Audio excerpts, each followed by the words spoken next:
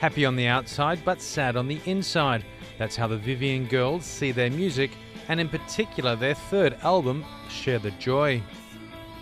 Currently touring Spain, Cassie Ramone, Fiona, Campbell and Katy Goodman talked about the album.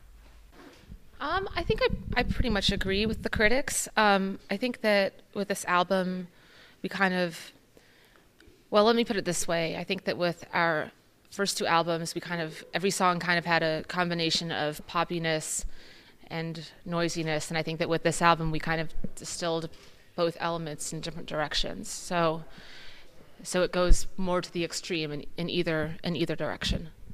Cassie explains why they chose the album's title. We named the album after a Burt Bacharach song called Share the Joy. And I think it's an interesting name for a song because the song is called Share the Joy, but it's actually a really sad song. So I decided to name the album that because I think that also kind of encapsulates the vibe of the album and of the band in general. Fiona and Katy talked about the group's strengths and weaknesses. We travel really well together.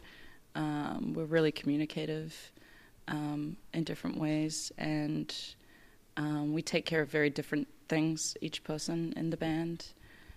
So we each have our own different strengths, which I think is really important. I don't know about weaknesses. I know. We're too busy sometimes. No, I'm just kidding. You know, like it's like an interview and you're like, we work too hard. It's like your weakness. It's not really a weakness. It's just a joke. Vivian Girls are from Brooklyn, an attractive place for bands, as Cassie explains. Well, I think that Brooklyn is a place that people move to pursue the arts, and that includes music. So I think the reason there are so many bands that come out of there is because a lot of people move there with the intention of being in a band, because they know that they'll find people there that have similar ideas and opinions to them that they might not have found in their hometown, for example. So I think that's why there's so many bands that come from Brooklyn. I think that it's an interesting place for music because it completely turns over every 2 years. The bands that you'll see around are totally different because either bands have broken up or moved on to bigger things. Not necessarily better, but you know, who knows. And I don't know, it's a really exciting place to be a creative person. It has been ever since I moved there in 2004. The girls have their own parallel careers. I think music is pretty much all of our lives, all of the time now. So when we're not doing Vivian Girls, we just, like, what else are we going to do? Let's do more music. And that's kind of what comes naturally to us. Just do music all the time. And that's about your weakness because you don't have time. That's our weakness. We love making music too much. Cassie is also a talented artist. I've done like pretty much all the Vivian Girls art, like our albums and our T-shirts and all that stuff. So that's a good place to start. But I also have my art on the internet if you want to look it up. I have a Flickr if you want to check it out.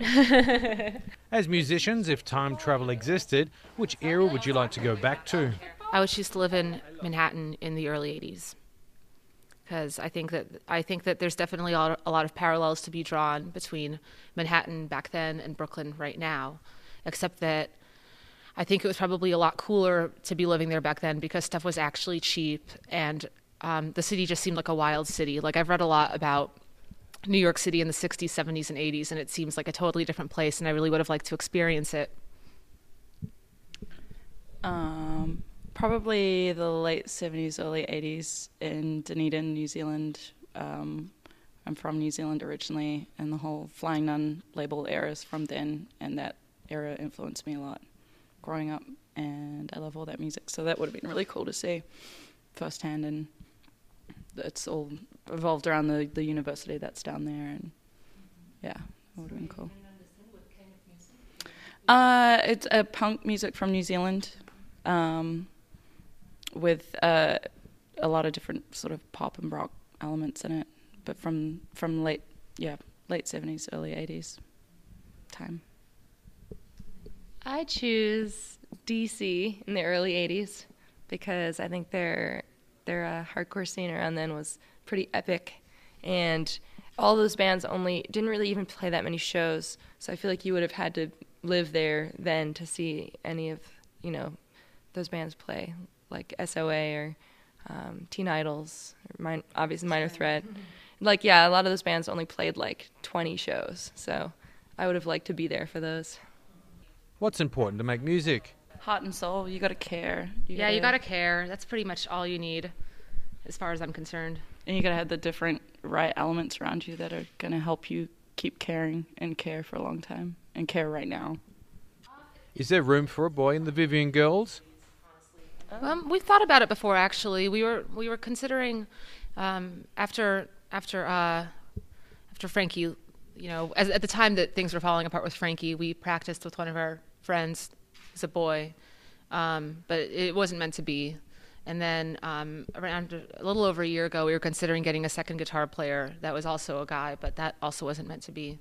Yeah. So it's not out of the question, but I think that we work really well the way we do right now, so we probably won't be adding a new member anytime soon.